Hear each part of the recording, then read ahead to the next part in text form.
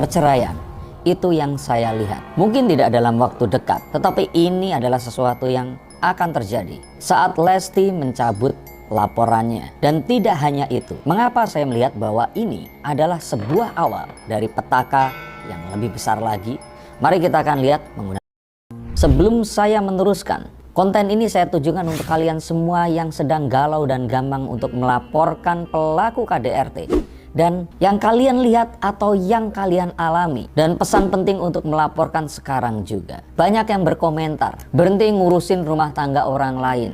Kita juga belum tentu akan sebaik mereka. Lalu mengomentari bahwa tidak ada satu keluarga pun yang tak pernah meneteskan air mata. Sehingga membuka aib rumah tangga, termasuk suami, ini sama dengan membuka aib diri sendiri. Rumah tangga mereka, urusan mereka, ngapain harus dicampuri? Dan toh mereka ini juga baru menikah dan belum lama. Jadi maklumlah kalau terjadi hal-hal seperti ini. Jika kalian sempat berpikir seperti itu, hati-hatilah. Karena bisa jadi KDRT akan menimpa kalian. Pertama, dengan mengapa harus mengurus rumah tangga orang lain. Saya perlu katakan bahwa jika ini terjadi kepada tetangga saya yang tidak memiliki puluhan juta followers dan subscribers di seluruh Indonesia dan menjadi viral selama 2 tahun ke belakang, yang pernikahannya dirayakan dan disiarkan oleh TV swasta dan diliput oleh ribuan sosial media, maka saya pikir saya nggak akan perlu mengurusi rumah tangga mereka ini. Tapi apa yang menjadi pilihan Dede Lesti ini akan mewakili dan juga menginspirasi pilihan jutaan wanita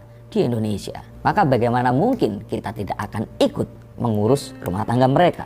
Maka petaka apa yang akan terjadi? Dan mengapa saya melihat ada alasan yang disembunyikan dari perdamaian mereka ini? Pertama, marilah kita untuk melihat kronologi dari bagaimana semua ini terjadi. Dan untuk itu perlu untuk kalian mengumpulkan literasi Google dari berbagai sumber. Ini semua dimulai dari laporan yang dibuat oleh Lesti Kejora di Polres Jakarta Selatan. Lalu diikuti dengan perginya Lesti Kejora umroh bersama keluarga dan diterbitkannya pemanggilan saksi, termasuk Rizky Bilar di dalamnya. Dan Rizky Bilar yang juga sebagai terlapor dan saksi akhirnya mendatangi panggilan kepolisian, diperiksa, dinaikkan statusnya menjadi tersangka, dan saat akan ditahan diduga pihak dari Lesti Kejora ingin mencabut laporannya. Tetapi untuk mencabut laporan diperlukan mereka untuk datang ke Indonesia, dan akhirnya mereka membatalkan setengah perjalanan umroh yang sudah dijalani dan pulang lebih cepat untuk datang tepat di waktu Rizky Bilar diumumkan pada sebuah press conference tidak lama setelah dinyatakan dinaikkan statusnya menjadi tersangka dan harus ditahan selama 20 hari ke depan untuk memudahkan pemeriksaan dan menghalangi terlapor dan tersangka ini tadi untuk mengulangi perbuatannya. Masalahnya adalah Rizky Bilar ditunjukkan ke depan publik, di depan puluhan media massa dengan mengenakan baju orange. Lalu tidak lama setelah itu Lesti Kejora mencabut laporannya dan dikabarkan jika Rizky Bilar dihentikan proses pemeriksaannya karena pencabutan laporan ini. Mungkin ini terlihat sebagai sebuah alur yang biasa saja, tetapi jika ditambahkan elemen pergantian pengacara, permohonan penangguhan penahanan yang terus kemudian tidak terjadi, dan yang paling penting di sini adalah saat dimana rompi oranye yang dikenakannya ini telah merubah semua yang terjadi di masa lalu, hari itu, dan ke depan hari nanti. Benar, jika sebelum baju oranye dikenakan dan dipublikasikan ke seluruh dunia ini, maka mungkin semuanya akan bisa dikembalikan dan tidak terlalu banyak kerusakan yang terjadi. Tapi saat baju orange tersebut telah terekam di kamera awak media, dimultiplikasi oleh banyaknya akun sosial media, dan diberitakan secara nasional di seluruh kanal berita, maka apa yang terjadi hari itu akan terjadi selama-lamanya. You know what? What happens in internet stays forever on internet. Yang artinya ini akan ada selama-lamanya dan BBL pun akan bisa mengaksesnya. Dan tentu saja ini tidak hanya BBL saja, tapi juga untuk rekan bisnis mereka, untuk orang-orang yang sudah kadung percaya dengan image dan branding mereka, dan juga manusia-manusia yang saat ini mungkin belum lahir, tapi akan membaca cerita tentang fenomenalnya 2 tahun kebersamaan mereka dulu yang terjadi sangat-sangat luar biasa, yang akhirnya harus ditutup dengan cerita seperti ini. Benar sekali jika kemarin saya ramalkan jika karir Lesti Kejora akan meningkat pesat to the moon, maka dengan dicabutnya laporan ini akan berbalik, menukik tajam dan kehilangan penggemar, kepercayaan dari orang-orang yang mungkin tidak menggemarinya tapi mengaguminya, dan juga dukungan dari para wanita yang selama ini ada di belakangnya yang mulai hari kemarin mulai kehilangan kepercayaannya.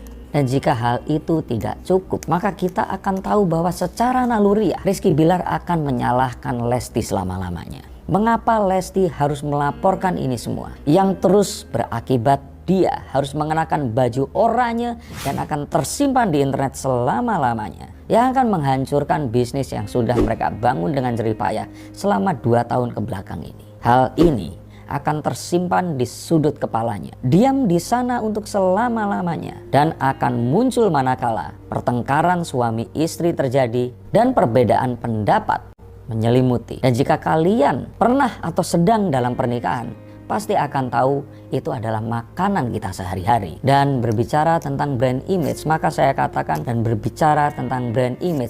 katakan bahwa Leslar sudah tidak ada lagi. Leslar telah usai, karena semua tak akan pernah sama lagi. Mungkin hari ini muncul sebuah harapan, bisa saja ini akan membuat mereka menjadi lebih baik lagi. Tapi ketahuilah bahwa mereka sebagai pasangan akan berbeda dengan orang-orang yang mempersepsikan mereka sebagai public figure yang mereka kagumi. Dan ini akan selalu diungkit dalam setiap pertengkaran, akan selalu diingat dalam setiap tatapan. Betul, kita mencoba untuk memaafkan, tapi bukan hal yang seperti ini. Dan jika memang iya, apakah ini akan untuk selama-lamanya? Dan kita melihat bahwa ayah Kejora mewakili keluarga yang sudah merasa kecewa, menunjukkan amarah di wajahnya. Walaupun dalam hatinya dia berharap ini semua adalah pilihan yang tepat, tapi pasti sebagai seorang pria, beliau sudah kehilangan kepercayaannya.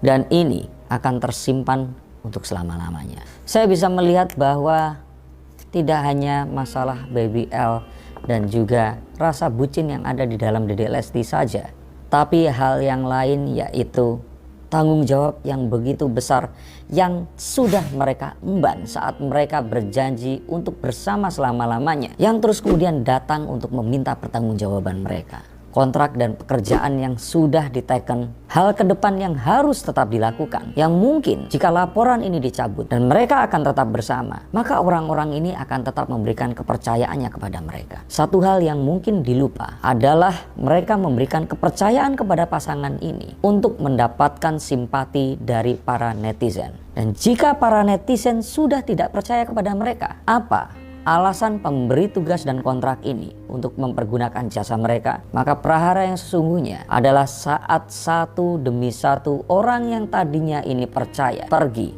meninggalkan mereka. Contoh yang tampak jelas jika kalian menganggap saya mengada-ada adalah bagaimana M-Tech sebagai manajemen yang menaungi Lesti Kejora, yang sontak mengumumkan Rizky Billar bukan sebagai anggota acara mereka lagi, menangguhkan penghargaan yang dimiliki, dan KPI yang melarang tampilnya pelaku KDRT di dalam penayangan stasiun TV yang mereka naungi. Maka kita semua hanya akan menjadi saksi rontoknya sebuah reputasi yang secara ajaib terjadi selama 2 tahun kebelakang.